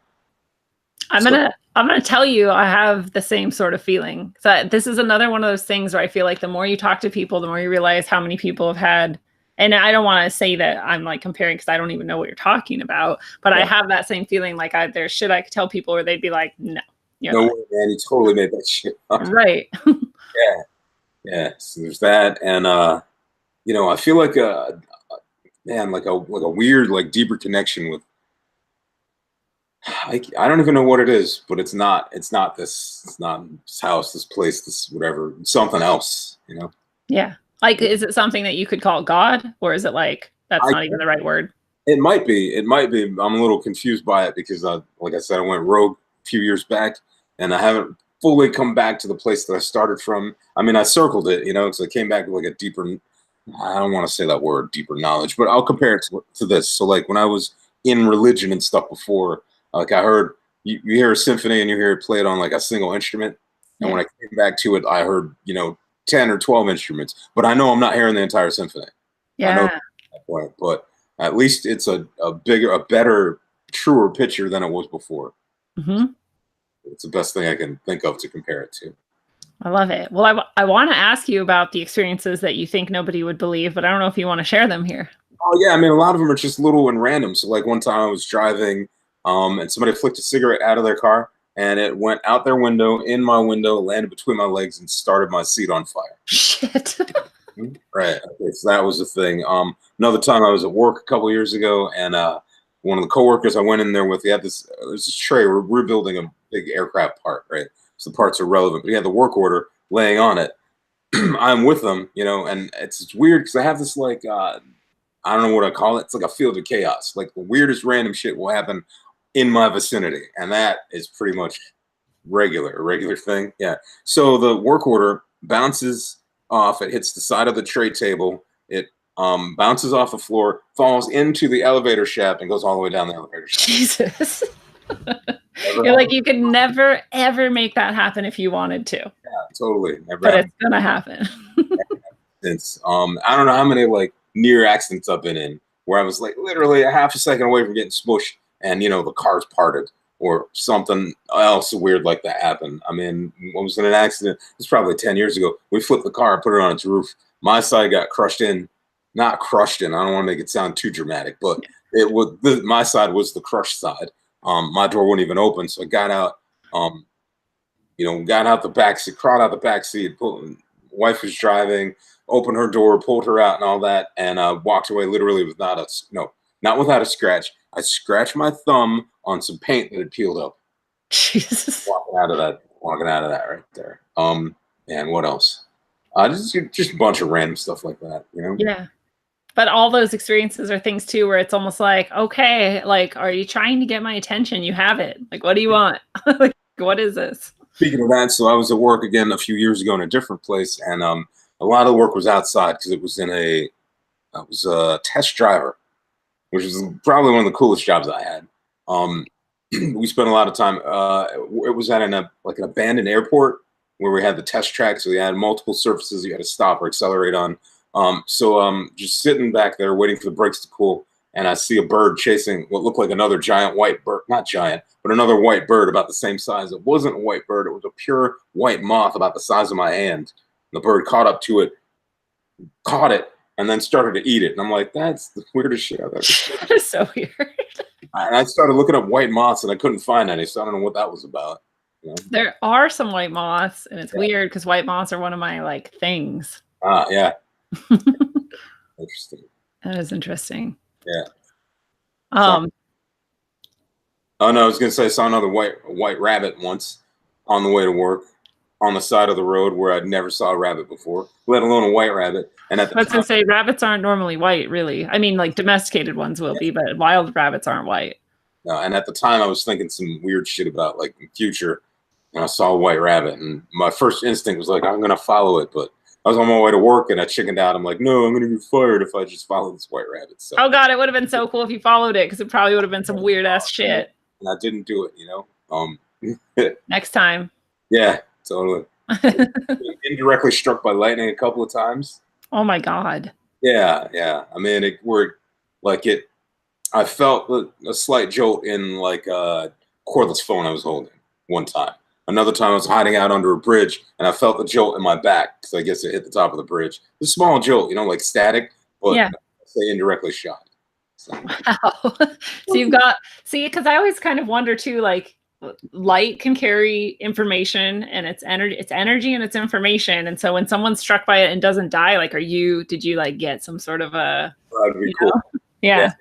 Probably, especially since I have this electric thing, like I got a electric field. For a while, I was killing wristwatches.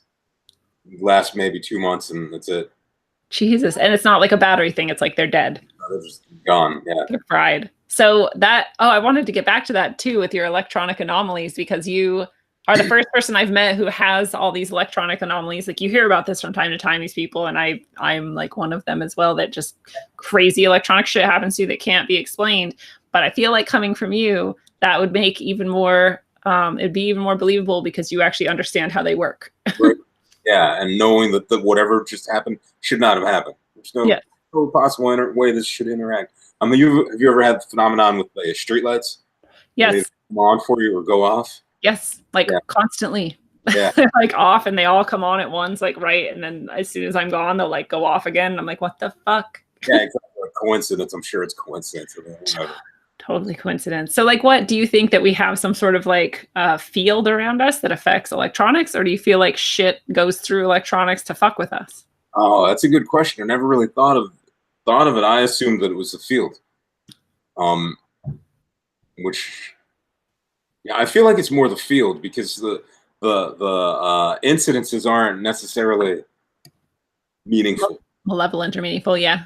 Yeah, or profound. I had a situation where this is back before smart TVs existed, but there was a little like keyboard which would mimic a smart TV, and I could never operate it. It would literally never work for me. If I had it on me, it would malfunction every time. I'd take it, hand it to my wife, worked perfectly fine. She's sitting right next to me, worked perfectly fine. But every time I touch it, completely fucked up. So fucked up. It's so frustrating. I don't know if people know how frustrating it is. Like electronics work for me most of the time, but what I think I've noticed too, I tend towards the field theory of it because I think if I'm having strong emotions, it happens more often. Yeah. I've noticed for me, it's particularly frustration. If I'm frustrated, not just angry, like, oh, I'm so pissed off, but if I'm like feeling that, that blood rising, and it's like, man, I'm really getting pissed off about something, then something will mess up. Like I have a compressor in my garage that it won't turn on if I'm just spazzing out. I'll plug it in, it just hits the breaker. And it's hard because then if you're going to try to not be frustrated while you're frustrated, but that thing's not working, it's like, oh, it's so fucking hard. I just developed an ability to walk away from shit. Like, I'll get to it later. So I have all these half projects because the electronics just mess up. And like, as soon as it messes up, I'm like, all right, I'm out. Yep.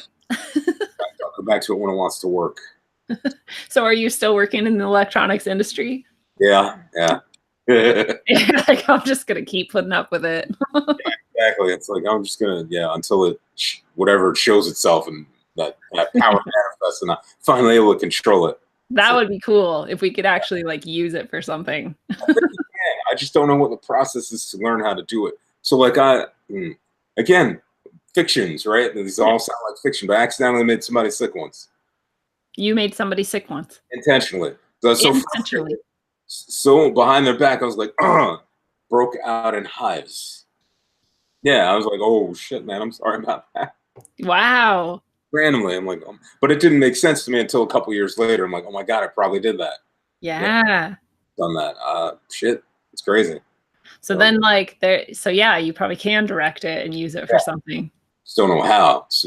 So I started to like, I didn't want to be like a kid who found his dad's gun, so I just try to shut everything down. Like, no, don't feel anything, and that didn't work, of course. No, it's gonna come out somehow.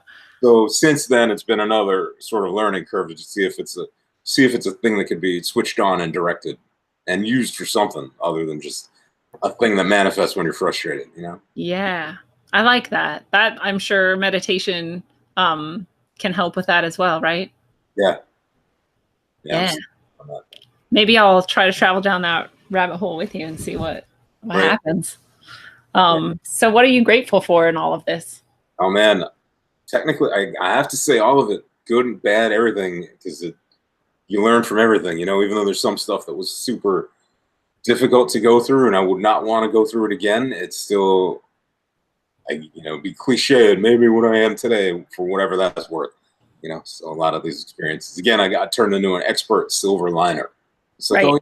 oh, at least, I mean, sometimes that gets tiring. So like the last year, like I was talking about with all my wife's health problems, it's like it's fatiguing trying to see the good. It's like, if you have a dozen eggs and somebody steals 8 of them, you're like, oh, well, at least I still have 4. That's annoying. It's like, oh, Yeah. why did they steal any at all? I had a dozen. So you deal with that inside your head, trying to be grateful for what you might still have. And it's like a physical workout. The more you use it, the better you're able to do it, and eventually it becomes normal. Yeah. I like that too, because you do have to also sometimes be angry that the 8 eggs are gone. Yeah, right. And like when we were talking about music, I was thinking that like, there is this level of me now where like I can't listen to Lady Gaga anymore. Just like, God, this is filth, but like sometimes I have to listen to Rage Against the Machine because I'm fucking pissed off. And that is what I need to like deal with it and get it out. So like you can't like ignore the negative in life either. But like you're saying, you're gonna like practice gratitude and whatever, it's going to become more natural. It does. And I think there's a difference between experiencing an emotion and examining the emotion. You know what I mean? So it's like that anger about the person that stole the 8 eggs. At the beginning part of it, you're just angry, but at the end part of it, you're like, okay, so I understand why I'm angry about this, and I don't necessarily need to feel angry about it anymore, even though your anger is valid. Yes. It's just the ability, I guess, to slow down the emotional response that you want to automatically get by feeling that shit. Hell yeah. I think that also connects with that, like trying to control whatever that field is too, because I do think there's a connection between the emotional self and that. So like learning how to deal with our emotions appropriately is, I'm sure, a process that hooks in with that somehow. Yeah, totally. Because you figure society, right? They just want to squash it. As soon as you feel anything, it's like, right down. Or they want to be like, trigger it, go, go, go. Okay, now stop. Negative one, like fear, be afraid. But I guess humans are we naturally prone to threat response? I think I heard that somewhere, read that somewhere. That's why it's always negative. So it's like we'll immediately tune in because it's something that threatens our existence. So it's like, oh, what's that? Somebody got murdered. There's a storm coming. Price of gas is too high. Whatever. We can't tune out because we're like hooked into being threatened. And that's you're saying we give that like more precedence. Like if there's something that's like really happy and inspiring here, but something over here that's like a threat, then we're going to look at that one instead. Yeah. That's the natural response. Yeah, I can see that. That's kind of our normal way of being. But I guess that's our, we're a fused creature. You know what I mean? We have this physical body. I'm not sure where these physical bodies came from. He's comparing to other creatures on Earth. Not quite like, like one of these kids is doing their own thing. Yeah. We have the spiritual side of us. So I think the physical bodies, we have to deal with what comes with that. And I think that fear response is part of it, our animal nature is. Yeah. Well, it's a pretty good training ground to get over it because there's a lot of it here. Yeah, totally. How do you go about sharing with other people what you've learned in life and what you've experienced? I'm sad to say, but I don't share a whole lot. Just my inner circle, maybe. Yeah. Yeah. Well, now you're sharing here. Right. Yeah. Now I am. I've been threatening to write a book. Sorry, go ahead. No, I was saying I've been threatening to write a book for a couple of years. I think I might do it, but I want to write like a work of fiction in a way. Yeah. You know what I mean? It's like, think of it as fiction anyway, even though it's not. I think it's easier for people to digest it and kind of like appropriate it into their minds if it's presented to them as fiction, even if you end up using all of these experiences that actually happened, right. And I also think it can fit the plot line and the way that people expect stories to go more seamlessly if you kind of like rearrange it a tiny bit, even though all of the shit happened. Yeah. So I think there is something to that. Although if you do go the nonfiction route, I mean, there's plenty of people who want to read real life experiences, especially of very weird things. Yeah. I think that'd be cool. Don't you make music? I do. Yeah, I do. It's mostly instrumental music, and call the music alter ego Dark Side. Dark Side. Everybody wants to think it's Star Wars and Darth Vader related. Some people get scared. They're like, "Ooh, Dark Side. I don't want to mess with that." Yeah. But listen, let me explain. So the point of the Dark Side was So we all have a dark side. We all have a dark side. It's cliche, but we all have a dark side, right? It's true. You can't ignore it. You have to accept it, not necessarily embrace it, but you have to be aware that it's there. So the dark, light and shadow. You can't really have shadows without light. Um, so the embodiment of the whole dark side was to explore sort of a safe space to explore things that are maybe a little darker, that are a little less, pleasant, whatever. I Yeah. don't know. So it has no connection to the comic book thing? No, no. Okay. Because I didn't think it was a Star Wars. I immediately went to the comic book thing because comics have been more present in my life lately. So I was like, I wonder if that was an influence. Right, the dark side character. Mm-hmm. Yeah, no, it wasn't. So it's just, but they're all welcome at dark side. Yeah. They all fit in somehow. I think part of it too, part of what led into that was as you're trying to explore the world and trying to gain those other perspectives. You see these even fictional characters that are villains, like Darth Vader. Oh, clearly he's a bad guy, right? Sure, but to be cliche, what's his motivation? Why does he seem like a bad guy? Maybe there's no bad, well, not no, but there's few bad people out there that know they're doing bad or just doing bad on purpose. They always think they're doing something good. So I want to get in their heads for a little bit and see what are they about, Like, let's explore that with no judgment. Yes. Yeah, the best bad guys in any story are the ones that when you figure out their motivation, you can relate to them. You're like, shit, I might not have made the same choices as you, but I totally get where you're coming from. Like, do you ever see The Watchmen? No, unfortunately, I haven't. I'm a bad person. Be aware that you will see Dr. Manhattan's big blue dick. So just okay. Various times. But the main bad guy, I won't spoil it, but the main bad guy at the end of the movie, you're like, oh shit, that guy makes sense. I get why he would do that. So he's a bad guy. I don't know. Even one of the other characters, one of the ones that gets sort of in trouble early, is a little ambiguous. He's kind of a bad guy, but you see where he's coming from too.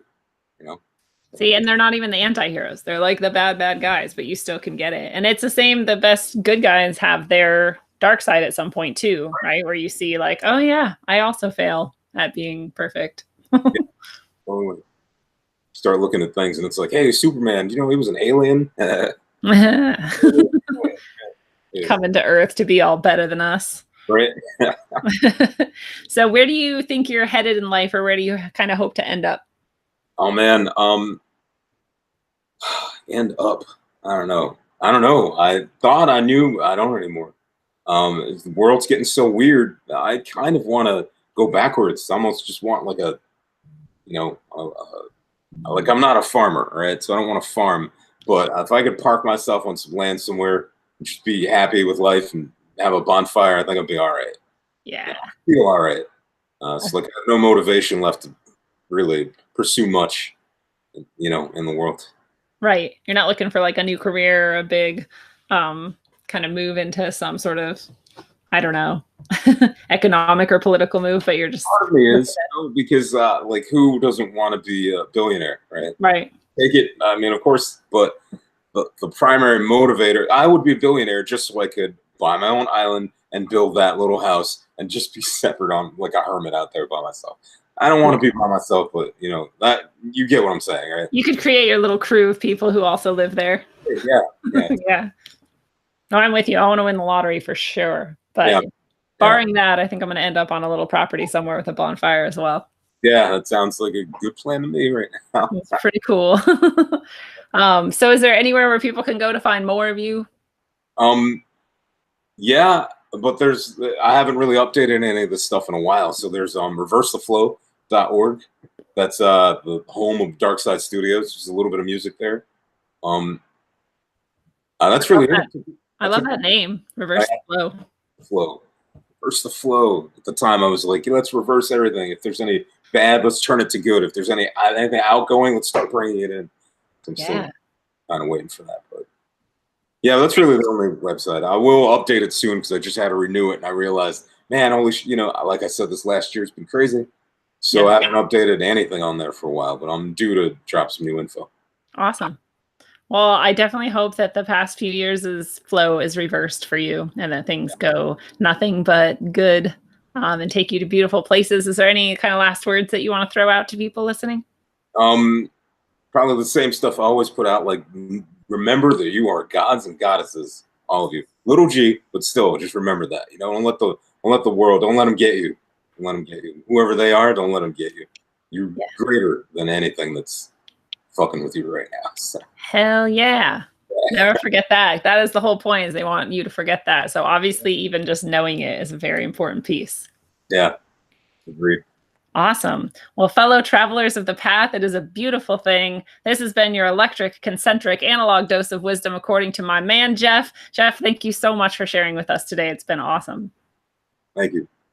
Thank you. So, some people spend their lives wishing they could experience something deeper, something more profound, something that could convince them that other realms exist or higher level entities are watching us all progress on this giant rock in endless space. Other people know the truth, have had the experiences, and realize that it's not always wise to go peering into the abyss, because it usually tends to look back at you when you peer at it.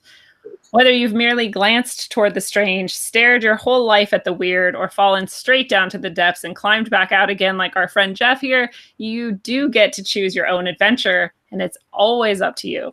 Just remember, choose wisely, and as always, travel well, aim for balance, and always look inside first. Affirmative.